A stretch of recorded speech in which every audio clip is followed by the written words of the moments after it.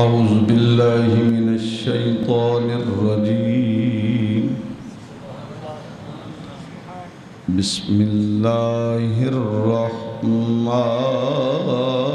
الرحيم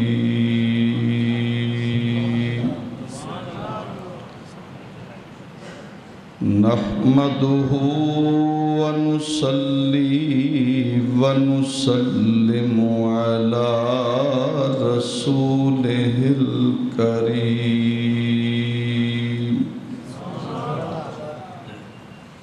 أما بعد فأعوذ بالله من الشيطان الرجيم بسم الله الرحمن الرحيم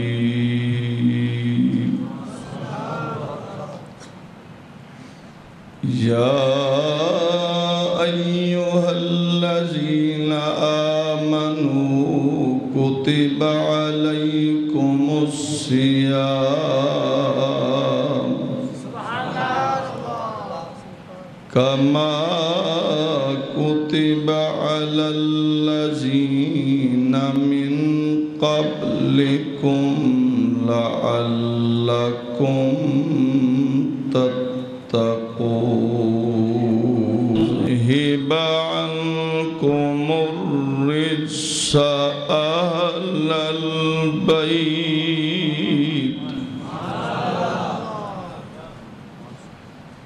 أهل البيت ويطهركم تطهيرا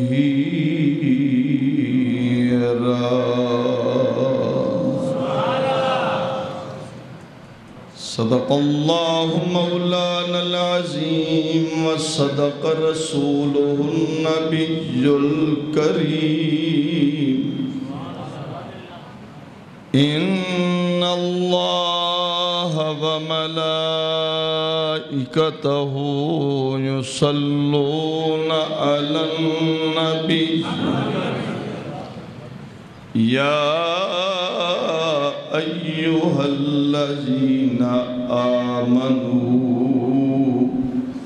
صلوا عليه وسلموا تسليما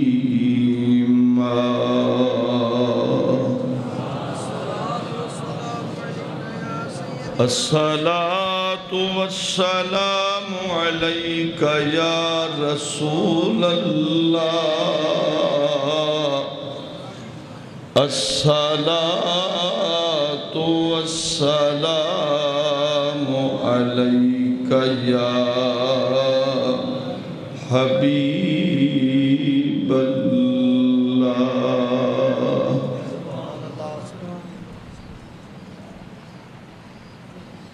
سب سے پہلے آپ سب کو میری طرف سے ماہ رمضان مبارک ہو۔ اللہ تعالیٰ اس مقدس مہینے کے صدقے سے ملک پاکستان کے حالات پر رحم اور کرم فرمائے۔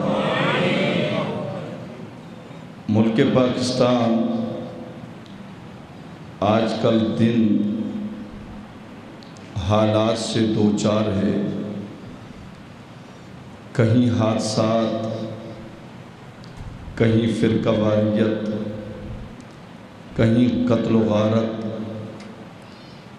کہیں دنگا و فساد، کہیں حادثات، اور پھر سیلاب کی صورت میں جو پاکستانیوں پر ایک آزمائش، ایک امتحان جو رب کی طرف سے آیا ہے۔ میرے مالک امت مصطفیٰ امتحان کے قابل نہیں، میرے مالک ہم سب تیری رحمتوں کے امیدوار ہیں۔ جو سیلاب زدگان میں گھرے ہوئے ہیں، اللہ تعالیٰ ان کی غیب سے مدد فرمائے، اور جو اس سیلاب میں یا بارشوں میں ہلاک ہو گئے، اللہ تعالیٰ ان کی مغفرت فرمائے۔ یہ وقت ایک دوسرے سے ہمدردی کا ہے، دعاؤں کا ہے، مغفرت کا ہے، اللہ کی رحمت کے طلب کرنے کا وقت ہے۔ ہم ملک پاکستان کے تمام سیاسی پارٹیوں کے ان تمام نمائندوں سے عرض کریں گے، خدا را اپنی نفرتوں کو اور اپنی مخالفتوں کو بالائے طاق رکھ کر اب صرف اور صرف اس بات پر سوچا جائے کہ ملک پاکستان کو زمینی اور آسمانی آفات و بلیات سے بچایا جا سکتا ہے تو صرف اس وجہ سے بچایا جا سکتا ہے کہ ہم سب مل کر استغفار کریں اور توبہ کریں۔ رمضان المقدس ایک ایسا مہینہ ہے، سرکار فرماتے ہیں کہ جب یہ مہینہ آ جاتا ہے تو اللہ تعالیٰ فرماتا ہے کہ ہم جہنم کے دروازوں کو بند کر دیتے ہیں، جنت کے دروازوں کو کھول دیا جاتا ہے، شیاطین کو پابند سلاسل کیا جاتا ہے، رزق کے دروازے کھول دیے جاتے ہیں، اور اللہ تعالیٰ کے بے شمار فرشتے اللہ کی طرف سے صبح سے لے کر شام تک، شام سے رات تک، رات سے پھر صبح تک وہ صدا دیتے ہیں، ہے کوئی جو اس کی رحمتوں کے صدقے مجھ سے صحت مانگے تو میں بیمار کو صحت دے دوں، بے رزق ہے تو مجھ سے رزق مانگے میں اس کو رزق وافر عطا کروں۔ اور یہ وہ مقدس مہینہ ہے جس میں نوافل پڑھو تو فرضوں کا ثواب، فرض پڑھو تو 70 فرضوں کا ثواب۔ روزہ ایک ایسی عبادت ہے، سیدنا ابی ہریرہ رضی اللہ تعالیٰ عنہ فرماتے ہیں جس شخص نے اخلاص کے ساتھ، اللہ اور اس کی رضا کے ساتھ، اس کی خوشنودی کے ساتھ، للہ خالصتاً اللہ کے لیے روزہ رکھا تو سرکار فرماتے ہیں کہ اللہ فرماتا ہے کہ میں اس بندے کے گناہوں کو معاف کر دیتا ہوں۔ دن کا روزہ، رات میں قیام، صبح کا صیام، قرآن کی تلاوت، رمضان المقدس میں سرکار دو عالم صلی اللہ علیہ وسلم کی یہ معمولات تھی۔ دن کو روزہ رکھنا، رات کو قیام کرنا یعنی نماز تراویح پڑھنا، قرآن کی تلاوت کرنا، صدقہ و خیرات کرنا، اور پھر سحری کے وقت سحری سے پہلے نماز تہجد پڑھنا۔ یوں تو سرکار دو عالم صلی اللہ علیہ وسلم کیونکہ انبیاء پر نماز تہجد فرض ہے، سرکار ویسے بھی نماز تہجد پڑھا کرتے تھے، لیکن رمضان المقدس جب آتا تو ذوق شوق اللہ کی بارگاہ میں اور زیادہ بڑھ جاتا تھا۔ ہر عبادت کا ثواب 10 گنا، خدا کی رحمت موج میں آئے تو 70 گنا۔ نماز، زکوٰۃ، حج، نوافل، فرائض، عبادت، ریاضت، زہد، تقوی، طہارت، مدد کرنا، راستہ بنانا، پانی پلانا، بھوکے کو کھانا کھلانا، ننگے کو کپڑا پہنانا، یتیموں کا سہارا بننا، بیوگاؤں کی مدد کرنا، یہ تمام نیکیاں، یہ تمام اعمال، اس کا ثواب 10 گنا، اس کی رحمت جوش میں آئے تو 70 گنا۔ لیکن جب روزے دار کی باری آتی ہے، یا اللہ 10 گنا ثواب نہیں، 70 گنا نہیں، کتنا؟ فرمایا الصوم لی وانا اجزی بہ، اس نے روزہ میرے لیے رکھا، تم علیحدہ جانو، میں جانوں اور میری جزا جانے۔ ہر عمل کی جزا جنت ہے، اور روزے دار کی جزا خود خالق جنت ہے۔ تو نبی کریم صلی اللہ علیہ وسلم کا یہ معمول جو میں نے آپ حضرات کو بتایا کہ سرکار فرماتے ہیں دن کو روزہ رکھنا، رات کا قیام کرنا، اور قیام سے کیا مراد؟ نماز تراویح۔ اور نماز تراویح سید دو عالم صلی اللہ علیہ وسلم نے اپنے دور میں نماز تراویح کسی بھی حدیث سے یہ ثابت نہیں ہے کہ سرکار نے صرف 8 پڑھی ہیں یا 12 پڑھی ہیں۔ میرے نبی پاک نے جب بھی پڑھی ہے تو 20 تراویح پڑھی ہیں، اور سرکار کا معمول یہ تھا 4 پڑھا کر با جماعت خود پڑھاتے۔ کیا وہ نماز ہوتی ہوگی جس نماز کا امام خود نبی ہو؟ میں آپ کو زیادہ نہیں کہتا بھئی آپ سبحان اللہ، کیونکہ روزے دار ہیں نا آپ، تو آواز آپ کی خشک ہو چکی ہے۔ تو دیکھیے میرا ایمان ہے، دل چاہے گا، خدا چاہے گا تو سبحان اللہ ضرور کہلوائے گا۔ سبحان اللہ۔ تراویح یہ ترویہ کی جمع ہے، اس کا مطلب ہے آرام والی نماز، سکون والی نماز، راحت والی نماز۔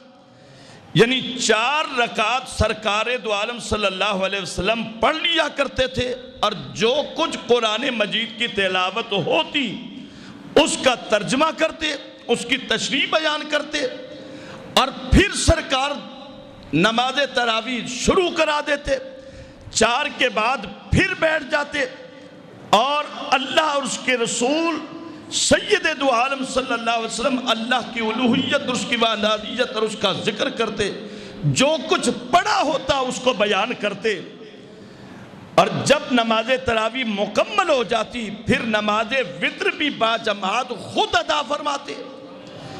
ایک دن صحابہ فرماتے ہیں کہ سرکار دو عالم صلی اللہ علیہ وسلم نماز عشاء فرض پڑھا کر گھر تشریف لے گئے، کیونکہ آپ کا گھر قریبی تھا، حجرہ مبارک، وہ آج جہاں سرکار کا روضہ انور بنا ہوا ہے۔ سرکار تشریف لے گئے اور وہاں جا کر آپ نے آرام کیا۔ صحابہ فرماتے ہیں ہم انتظار میں رہے کہ سرکار ابھی آتے ہیں، لیکن ساری رات گزر گئی، سرکار تشریف نہ لائے۔ کسی میں جرت نہیں ہوتی تھی کہ سرکار کو آواز دے، اس لیے کہ اللہ کا حکم ہے کہ نبی کے دروازے پر آ کر کھڑے رہو، جب تک میرا نبی خود نہ آئے تو تم نے آواز دے کر نبی کو باہر نہیں بلانا۔ آداب رسول اللہ نے خود ارشاد فرما۔ سرکار دوسرے دن جب تشریف لائے تو صحابہ نے عرض کیا یا رسول اللہ ہم تو کل آپ کا انتظار کر رہے تھے، آپ تشریف نہیں لائے۔ سرکار مسکرائے، فرمایا میں اس لیے نہیں آیا کہ کہیں مجھے خدشہ تھا کہ میرے اس عمل کے تسلسل کی وجہ سے کہیں یہ نماز میری امت پر فرض نہ ہو جائے۔ اب جب یہ حدیث پاک تو ہے، اب آپ تو گھر گھر میں مفتی پیدا ہو گئے، مسائل کا استنباط کرنے لگے، کہتے کہ جناب دیکھو سرکار نے تو کہا کہ یہ فرض تو ہے نہیں، لہذا جب کبھی مل جائے تو پڑھ لو، اور نہ ملے اور نہ پڑھ سکو تو کوئی اس میں گناہ نہیں ہے۔ یاد رکھنا بے شک میرے آقا دو عالم صلی اللہ علیہ وسلم کے دور میں، بس بیٹا ٹھیک ہے چلو بس ٹھیک ہے، دروشی پڑھی بابا جانا. یہ بچوں کی محبت ہوتی ہے.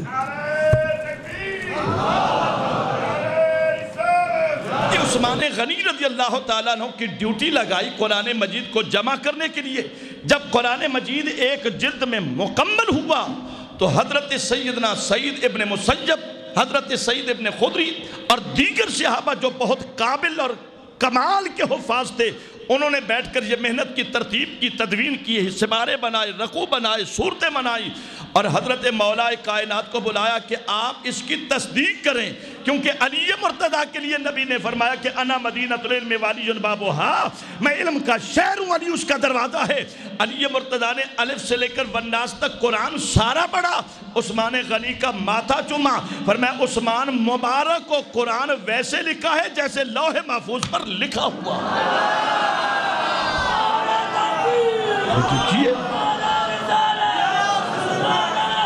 اگر یہ قرآن مجید کتابی شکل میں نہ ہوتا تو آپ تک اور مجھ تک یہ قرآن مجید کیسے پہنچ سکتا تھا؟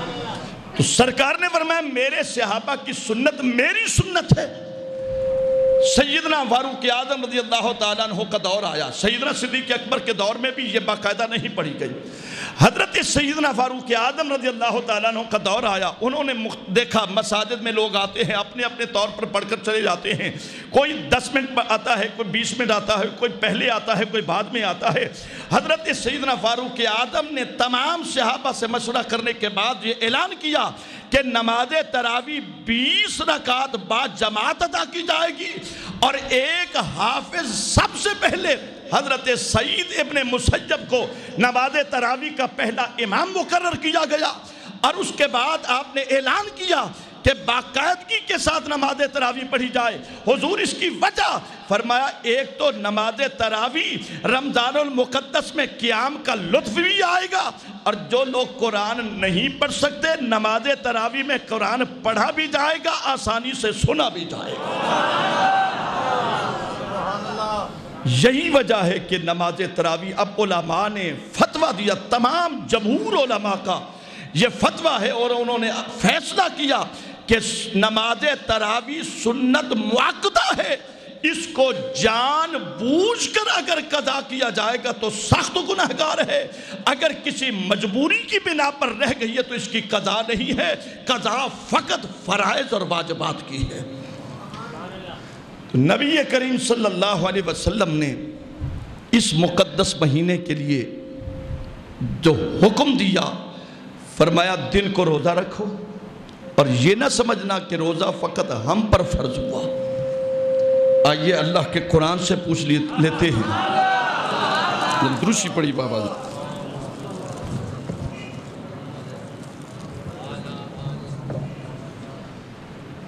میں نے آپ کو درود شریف کا کہا ہے، ذرا محبت سے درود شریف پڑھیے. یا ایوہا الذین آمنوا، ذرا دل سے آواز آنے، دل سے آواز ہے، محبت سے. مہربانی، شکران، جزاک اللہ. یا ایوہا الذین آمنوا کتب علیکم الصیام.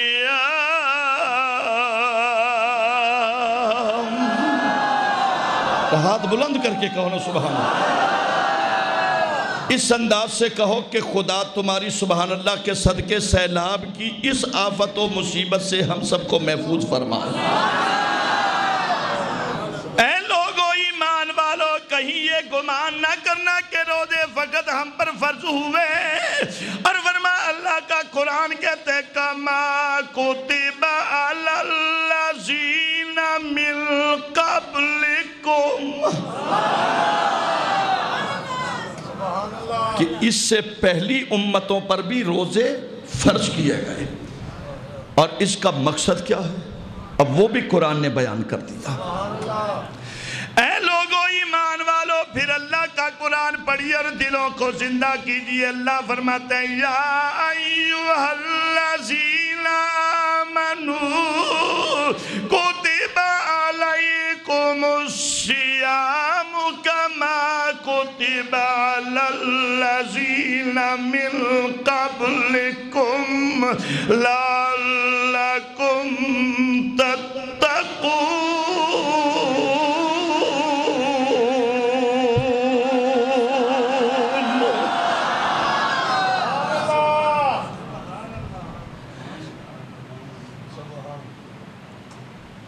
تم پر روزے فرض کیے گئے اور یہ نہ سمجھنا فقط ہم پر ہوئے، فرمایا تم سے پہلی امتوں پر بھی روزے فرض تھے، اور یا اللہ اس کا نتیجہ اس کا ثمر کیا ملے گا؟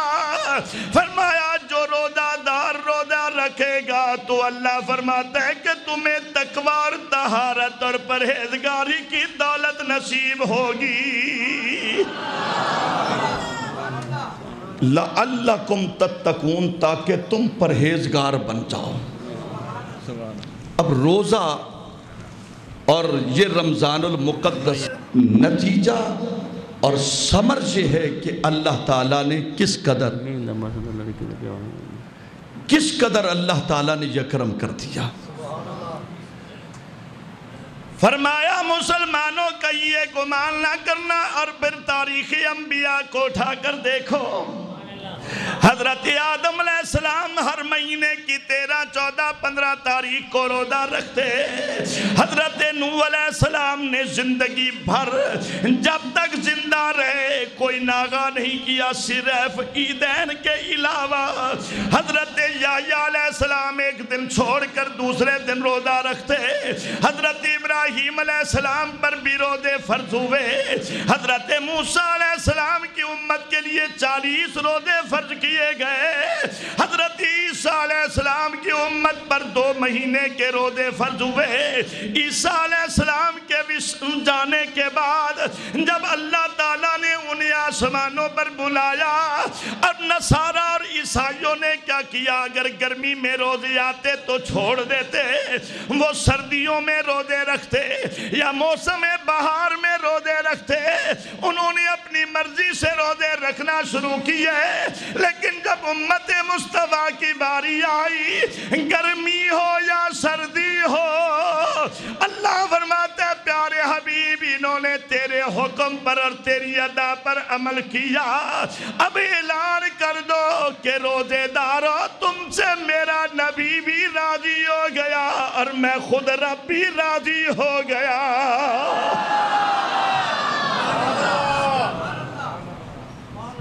کہ سردی ہو یا گرمی ہو، اب دیکھیے گرمیاں، اب تو آگے گرمیاں ہی آئیں گی، 16 گھنٹے کا روزہ، 16.5 گھنٹے کا روزہ، اور سردیوں میں بھی ہم نے رکھے، لیکن اللہ فرماتا ہے کہ پیارے حبیب یہ لوگ آپ کے عمل پر عمل کرتے ہیں، سنت پر چلتے ہیں، اور جو تیری سنت پر عمل کرتا ہے وہ سے کہہ دو کہ تم نے نبی کو بھی راضی کر لیا اور مجھے خدا کو بھی راضی کر لیا۔ اور یہ متواتر چلا رہا ہے، نبی پاک کے بعد صحابہ کا دور ہو، صحابہ کے بعد نبی کی آل کا دور ہو، نبی کی آل کے بعد نبی کی صحابہ کے بعد تبع تابعین کا دور ہو، تابعین کے بعد تبع تابعین کا دور ہو، اور ائمہ کا دور ہو، ہر دور میں یہ روزہ فرض ہوا، دل کو روزہ رکھتے اور رات کو نوافل پڑھتے، نبی پاک کا معمول تھا دل کو روزہ رکھنا، رات کو نوافل پڑھنا، قرآن کی تلاوت کرنا، سرکار فرماتے ہیں ہر مہینے میں ایک ختم کرتا تھا، لیکن جب رمضان کا مہینہ آتا جبریل علیہ السلام میرے پاس آتے، میں انہیں قرآن سناتا اور جبریل علیہ السلام مجھے قرآن سنایا کرتے تھے، اور 2 ختم رمضان میں کرتا تھا۔ اب سرکار دو عالم صلی اللہ علیہ وسلم چاہتے تو دن میں 1 ختم بھی ہو سکتا تھا، لیکن نبی پاک صلی اللہ علیہ وسلم کی زندگی کے اور بھی تو معمولات دیکھو ذرا، اور بھی کتنے معمولات ہیں۔ ہم نے گزشتہ جمعے بھی روزے کی فرضیت، روزے کی اہمیت، روزے کا مقام تفصیل سے بیان کیا تھا. آج صرف چند منٹ اس لیے میں نے بیان کیا ہے تاکہ جو نئے دوست آئے ہیں وہ یہ نہ کہیں کہ بھئی ہم تو گئے تھے روزے کی فضیلت سننے کے لیے. مختصر جو بیان کی، کیونکہ پچھلے جمعے ہم نے وعدہ کیا تھا آئندہ جمعہ بیان ہوگا نبی کی پیاری بیٹی سیدہ فاطمہ الزہرا کا، اور اس لیے میں نے قرآن کی آیت بھی پڑھی. انما یرید اللہ لیذہب. سبحان اللہ. میں نے پہلے کہا ہے کہ میں آپ کو نہیں زیادہ زور دوں گا کیونکہ روزے دار ہیں. ہماری آواز بھی دیکھیے الحمدللہ. یہ اس بات پہ کبھی فکر نہ کیا کریں، اللہ اور اس کے رسول کا نام جتنا لیں گے آواز اتنی بلند ہوگی. دعا دے رہا ہوں میرے مالک تجھے تیری عظمتوں کا واسطہ، جو اب سبحان اللہ کہہ دے اسے اسی سال مکے کی گلیاں دکھا دے. میرے مالک جو اب سبحان اللہ سنا دے اسے اسی سال مدینے کے انوار و تجلیات کی زیارت ہو.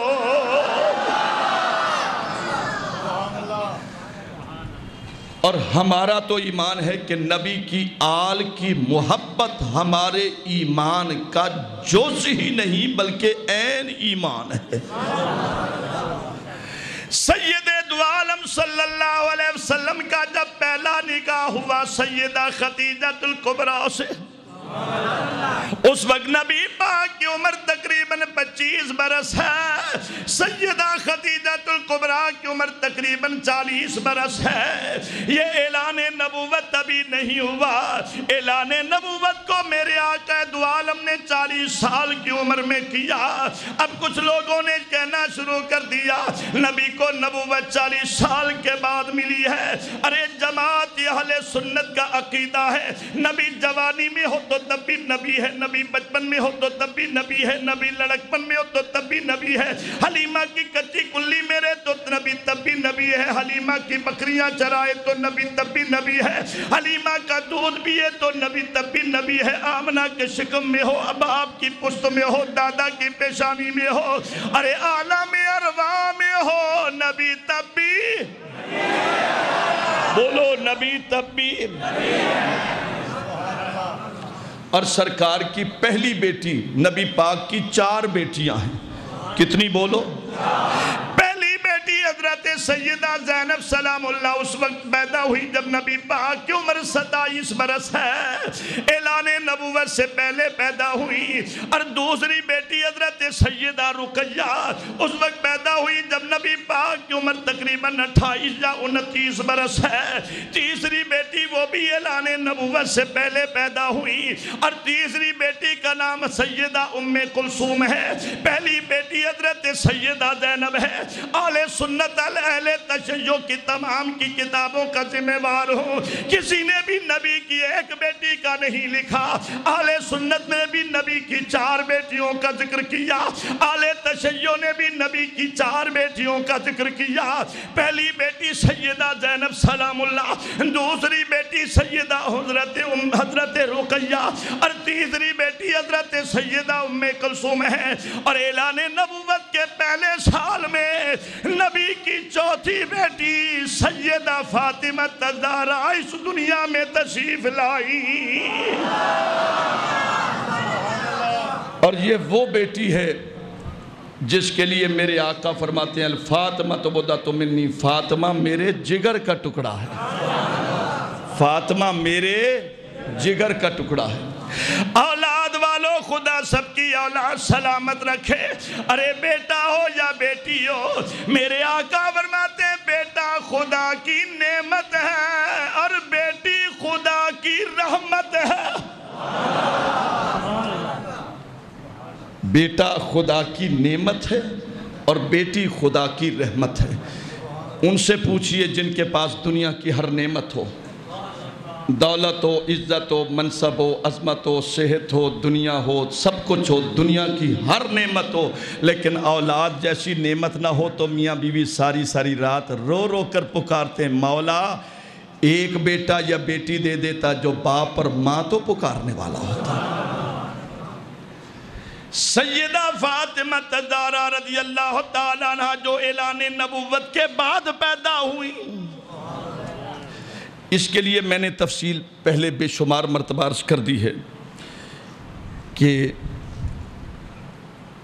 ان سب کا نکاح کہاں ہوا، ان کی رخصتی کیسے ہوئی، کیونکہ وقت کی قلت کے پیش نظر ہم صرف آج خاص سیدہ فاطمہ الزہرا کا ذکر۔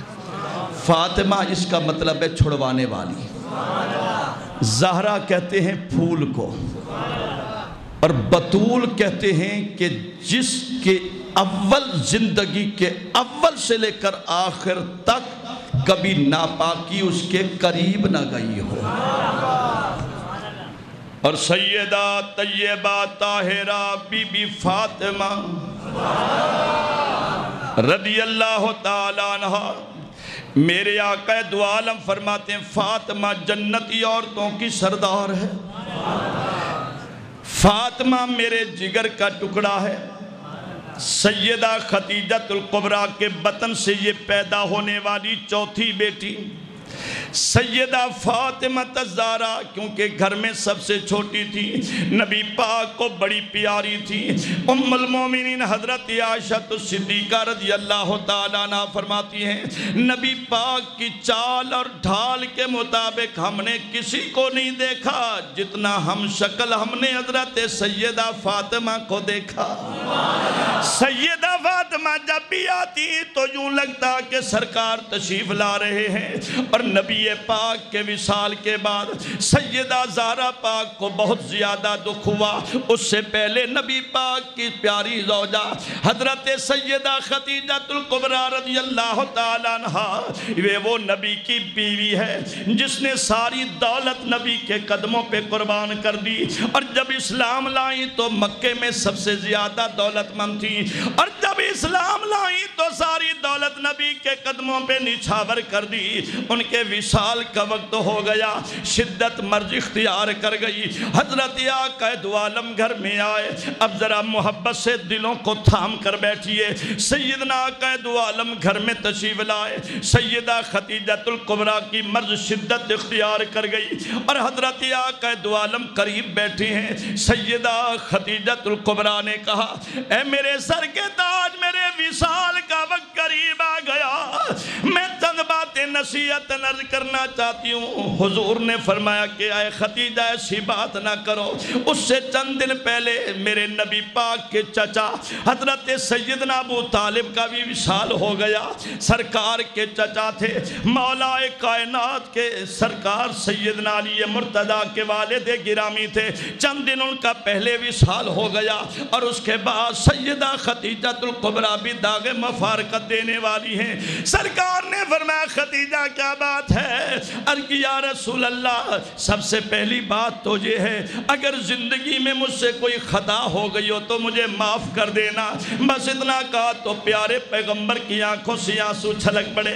فرمایا خدیجہ تو نے اول سے لے کر آخر تک میرا ساتھ دیا۔ جب میں نے اعلان نبوت کیا ہر طرف سے آواز آتی کذبتا تو جھوٹا ہے، ہر طرف سے آواز آتی تو کذبتا تو جھوٹا ہے، لیکن خدیجہ ایک تیری آواز ہوتی تھی جو کہتی تھی صدقتا کہ تو سچا ہے۔ سیدہ خدیجہ الکبریٰ نے رضی اللہ تعالیٰ عنہ نے عرض کیا یا رسول اللہ، میری سب سے پہلی گزارش یہ ہے کہ جب میرا وصال ہو جائے مجھے کفن کے ساتھ اپنی وہ چادر عطا کرنا جو چادر آپ کو وہی نازل ہوتے ہوئے آپ کے کاندھے پر ہوتی تھی، اور وہی چادر میرے کفن کے ساتھ رکھ دینا۔ فرمایا خدیجہ کیا بات ہے؟ حضور جب مجھے قبر میں فرشتے پوچھیں گے کہ خدیجہ تو اپنا تعارف کرا، حضور میں آپ کا وہ چادر پیش کر کے کہوں گی فرشتوں یہ دیکھو میں کس کی چادر پہن کر عالم برزخ میں آئی ہوں۔ اور دوسری نصیحت کی حضور، دوسری گزارش یہ ہے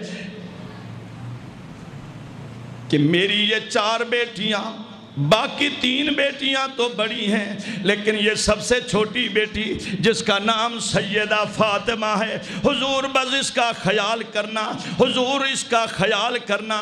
سیدہ فاطمہ الزہرا رضی اللہ تعالیٰ عنہ کا جب کہا، اس وقت آپ کی عمر تقریباً 8 برس ہے یا 7 برس ہے۔ سیدہ خدیجہ الکبریٰ کا جب وصال ہوا، سیدہ خدیجہ الکبریٰ کی عمر تقریباً 65 برس ہے۔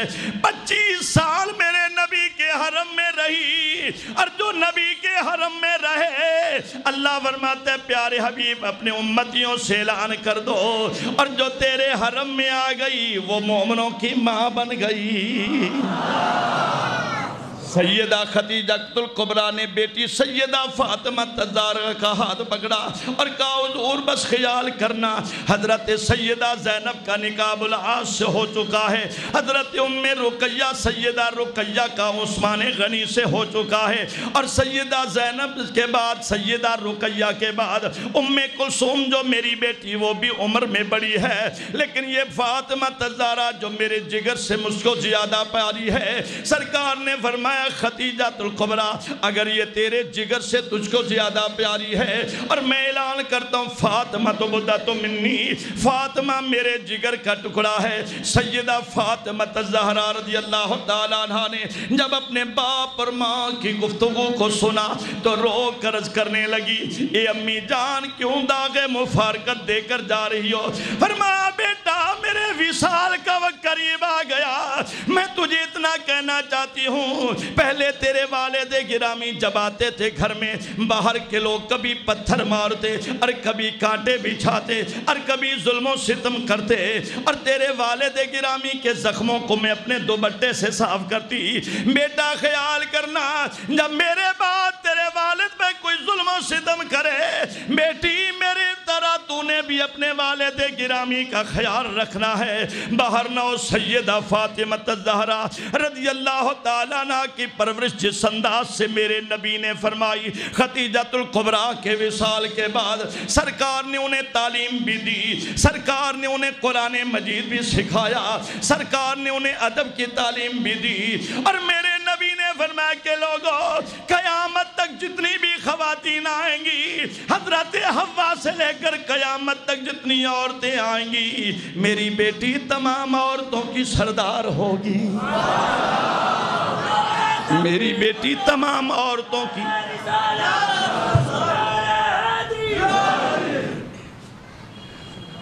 اور پھر سیدہ فاطمہ الزہرا رضی اللہ تعالیٰ عنہ، میں سیدہ مریم کی عزت و عظمت کا قائل ہوں کہ وہ نبی کی ماں ہے، جن کا ذکر اللہ نے پورے قرآن مجید میں ایک سورت کے نام سے یاد کیا۔ بہت بڑا مقام ہے کہ عیسیٰ علیہ السلام جیسی شخصیت جس کا بیٹا ہو، لیکن مریم کو ایک نسبت ہے، زہرا کو 3 نسبتیں ہیں۔ کتنی نسبتیں؟ بولو۔ مریم کو ایک نسبت، وہ فقط عیسیٰ علیہ السلام کی ماں ہے، لیکن علامہ اقبال یہاں خوب پکارتے ہیں رحمت اللہ تعالیٰ علیہ کہ حضرت زہرا کو 3 نسبتیں حاصل ہیں۔ پہلی نسبت کیا ہے؟ علامہ اقبال فرماتے ہیں، نور چشم رحمت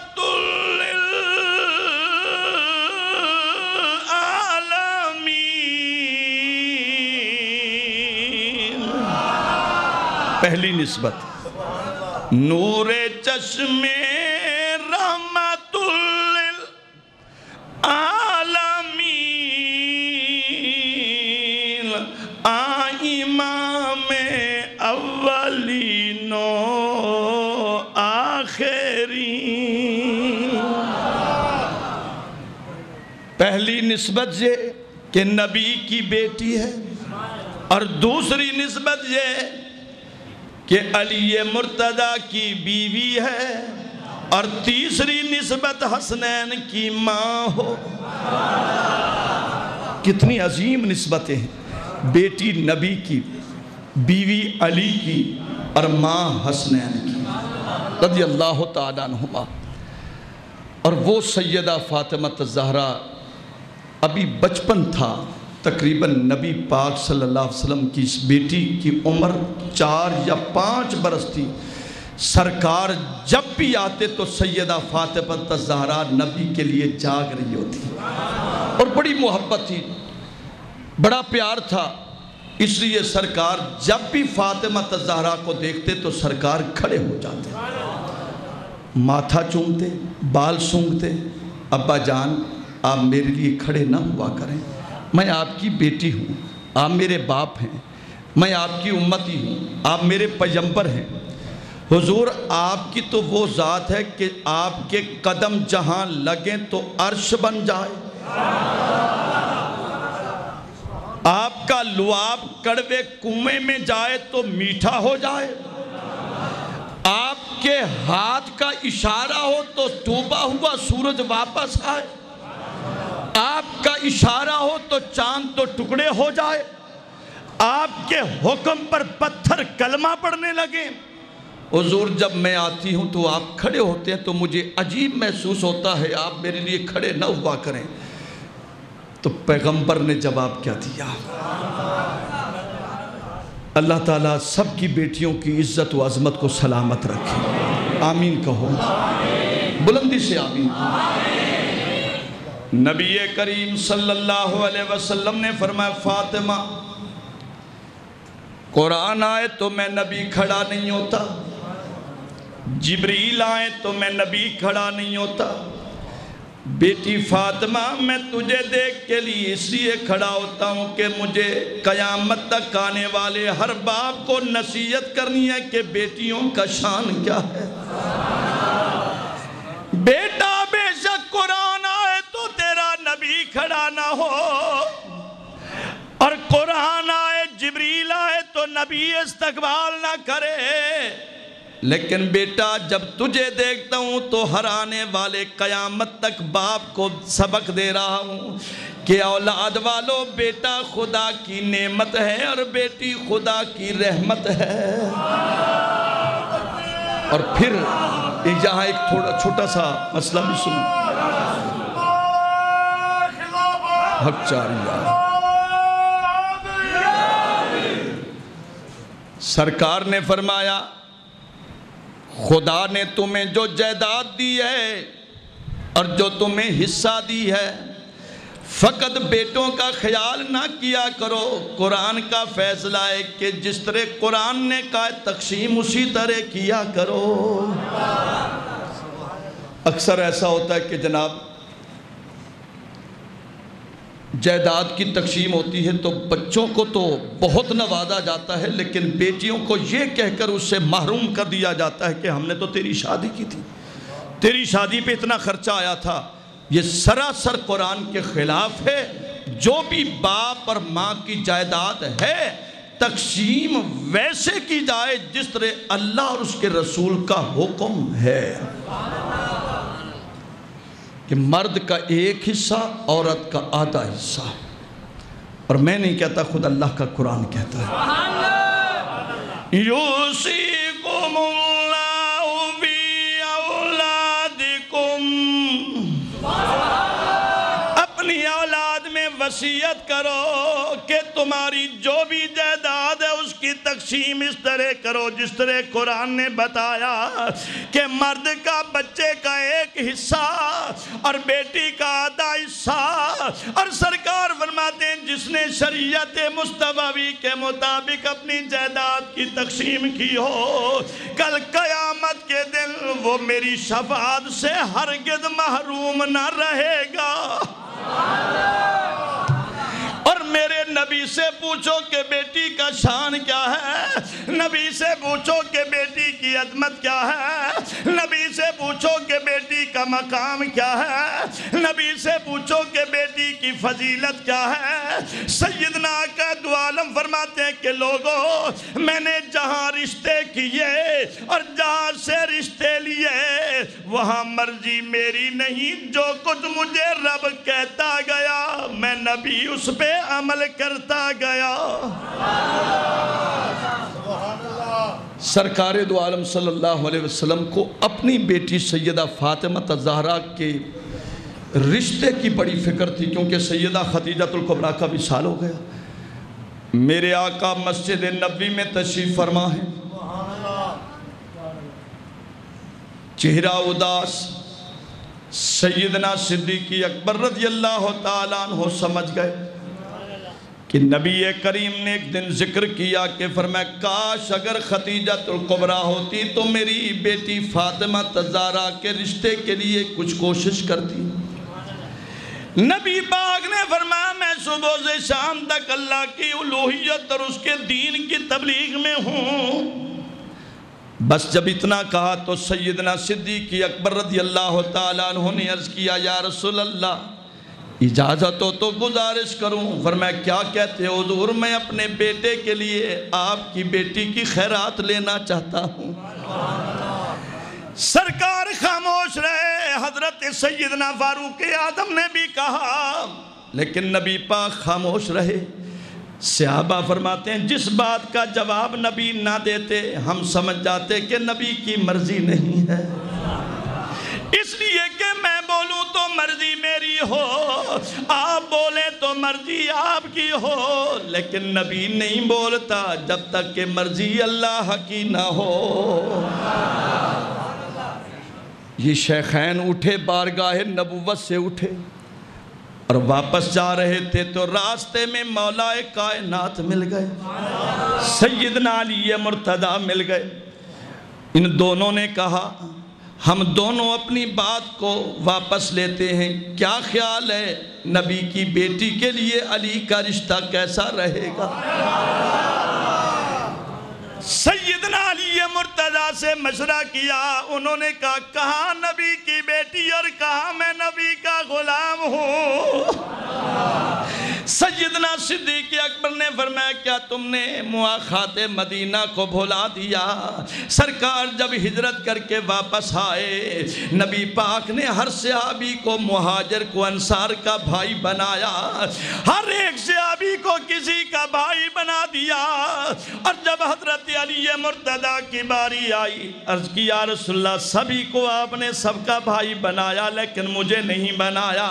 سرکار نے علی کا ہاتھ پکڑا، فرمایا علی مبارک ہو، تو میرا بھائی ہے میں تیرا بھائی ہوں۔ اور سیدنا علی مرتضیٰ سے کہا کہ علی تمہیں معلوم ہے وہ واقعہ وہ مواخات کا زمانہ یاد نہیں؟ ان کا اگر سرکار سے پوچھ لو، سرکار اجازت دے میرے بارے میں تو جیسے آپ کہیں گے۔ ان دونوں نے مولا علی کو راضی کیا۔ سیدنا قائد عالم کے پاس دونوں صحابہ آئے، سیدنا صدیق اکبر بھی آئے، حضرت سیدنا فاروق اعظم بھی آئے۔ عرض کی یا رسول اللہ اجازت ہو تو گزارش کرتے ہیں۔ میرے آقا نے فرمایا صحابہ بتاؤ کیا بات ہے؟ حضور ہم دونوں جو بات کر کے گئے تھے وہ بات اپنی واپس لیتے ہیں، اپنے الفاظ واپس لیتے ہیں۔ سرکار نے فرمایا کیا کہنا چاہتے ہو؟ حضور کیا خیال ہے آپ کی بیٹی زہرا کے لیے علی کا رشتہ کیسا رہے گا؟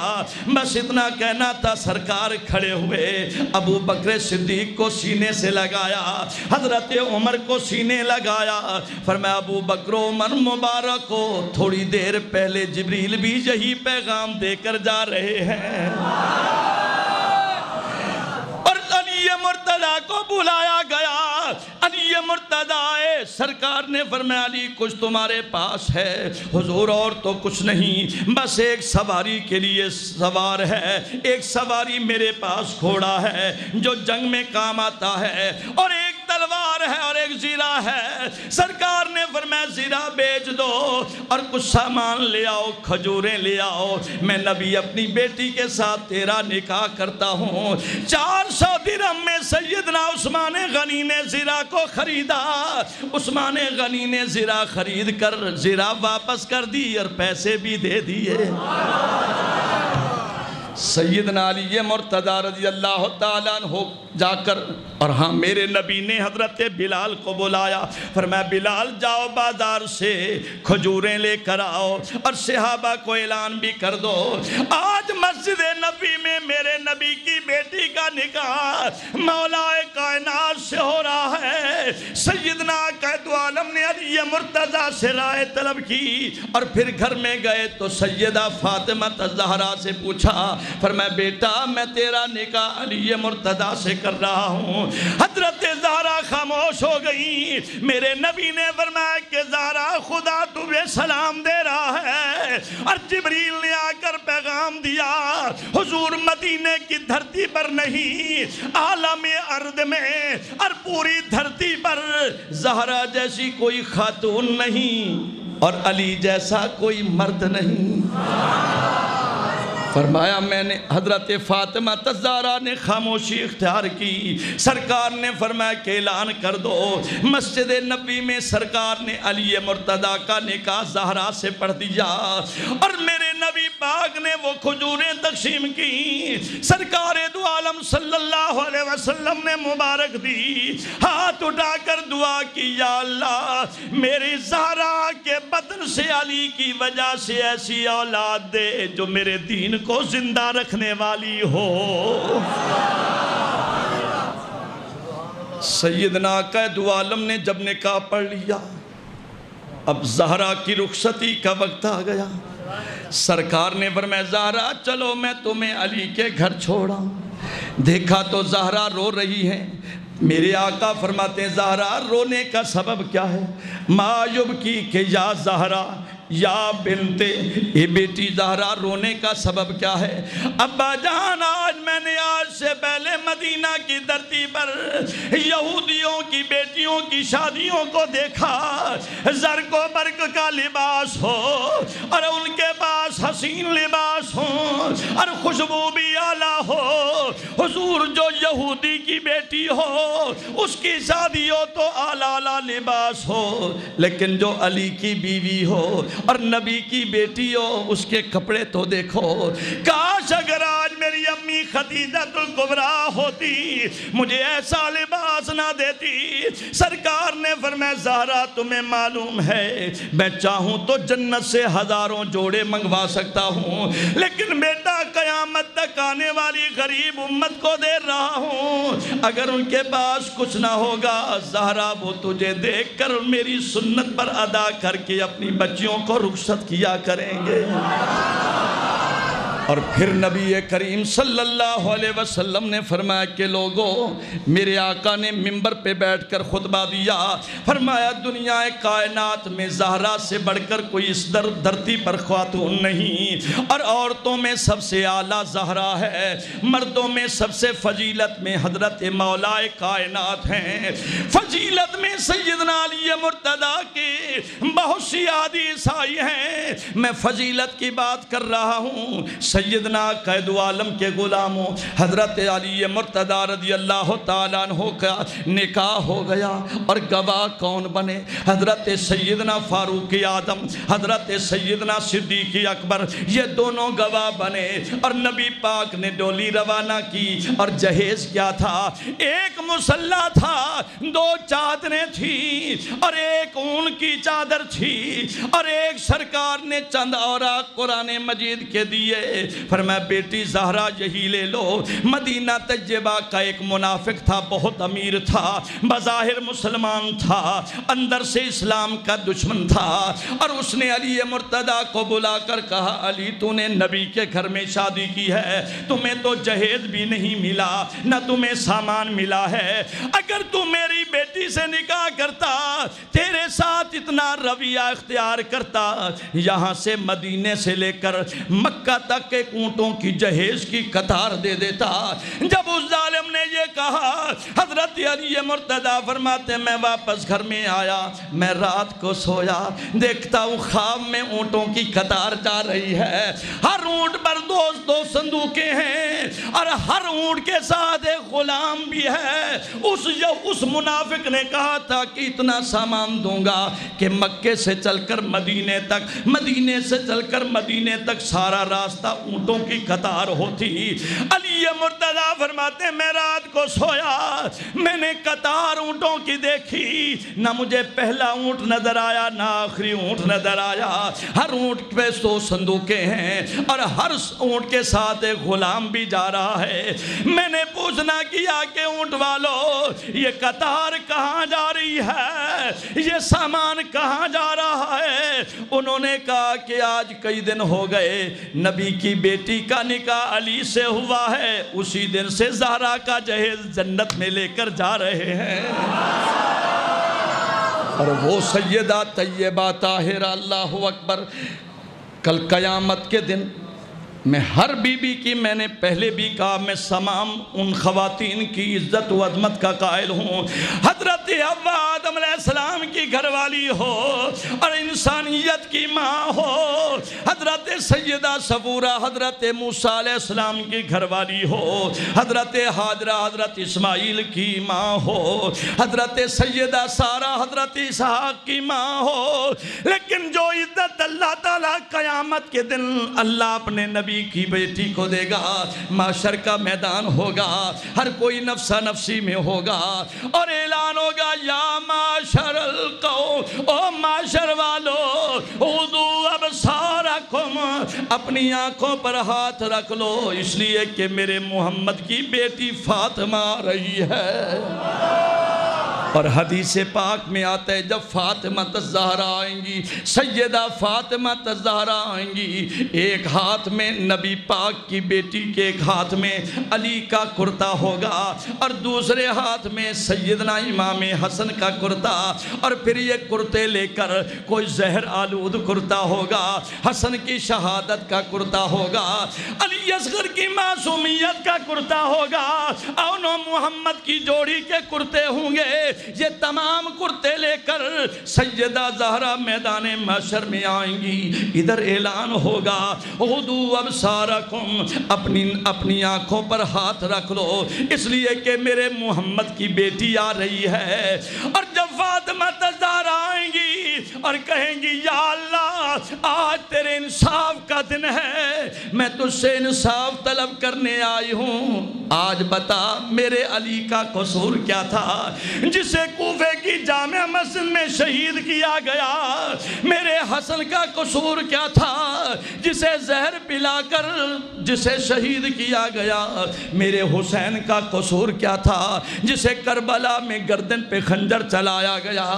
حضرت سیدہ زہرا آئیں گی, اللہ فرمائے گا پیارے حبیب آپ کہتے ہو کہ امت چھوڑ دے اور بیٹی بدلے مانگ رہی ہے, آپ کہتے ہو کہ امت چھوڑ دے اور بیٹی بدلے مانگ رہی ہے. سرکار معاشر کے میدان میں اپنی بیٹی کے پاس آئیں گے, فرمایا بیٹی ذرا صبر کر, آج مجھے امت چھڑوانے دے, بدلے پھر مانگ لینا. ابا جان آج خدا کے انصاف کا دن ہے, آج یوم الحساب ہے, میں اس سے حساب لینے آئی ہوں, آج بدلہ مانگنے آئی ہوں. سرکار فرمائیں گے زہرا بدلے بعد میں مانگنا, پہلے امت کو چھڑوانے دے. امتیو نبی کی وفا بھی دیکھو اور اپنی ادا بھی دیکھو. سرکار فرمائیں گے زہرا امت چھڑوانے دے, بدلے بعد میں مانگ لینا. بابا ذرا خدا سے کہو تو صحیح میں مانگتی کیا ہوں, میں کیا چاہتی ہوں؟ بیٹا کیا چاہتی ہے؟ اللہ سے کہو کہ انصاف کا ترازو رکھے, ایک پلڑے میں علی کا کرتا, اسی پلڑے میں حسن کا کرتا, اسی میں حسین کا کرتا, اسی میں وہ میرے سارے کربلا میں جتنے بھی شہید ہوئے ان کے خون برے کرتوں کو رکھ دے, اور دوسرے پلڑے میں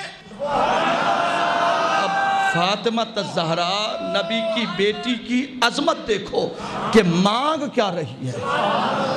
یا رسول اللہ رب سے کہو کہ ترازو کے ایک پلڑے میں علی کا کرتا, حسن سے لے کر حسین کا کرتا, اور علی اکبر سے لے کر اصغر کے کرتے, یہ سارے ایک ترازو میں رکھ دے اور دوسرے ترازو میں میرے بابا کی گناہگار امت کے گناہ رکھ دے، اور جب یہ پلڑا برابر ہو جائے گا تیری بندی زہرا راضی ہو جائے گی۔ تو پھر کیوں نہ کہوں صداقت ان کے گھر کی ہے، کیوں نہ کہوں صداقت ان کے گھر کی ہے، عدالت ان کے گھر کی ہے، سخاوت ان کے گھر کی ہے، شجاعت ان کے گھر کی ہے۔ کیوں بے ہے یا نہیں؟ صداقت ان کے گھر کی ہے، عدالت ان کے گھر کی ہے، سخاوت، شجاعت، عدالت، صداقت ان کے گھر کی ہے۔ مجھے کہنے دو عبادت، ریاضت، سجدہ، رکوع، تلاوت ان کے گھر کا ہے۔ مجھے کہنے دو رسالت ان کے گھر کی ہے، نبوت ان کے گھر کی ہے، گناہگاروں کو چھڑوا دینا یہ عادت ان کے گھر کی ہے۔ نبی کی وفا دیکھو اور نبی کی آل کی بھی وفا دیکھو۔ باقی مضمون آئندہ جمعہ سنت ہے۔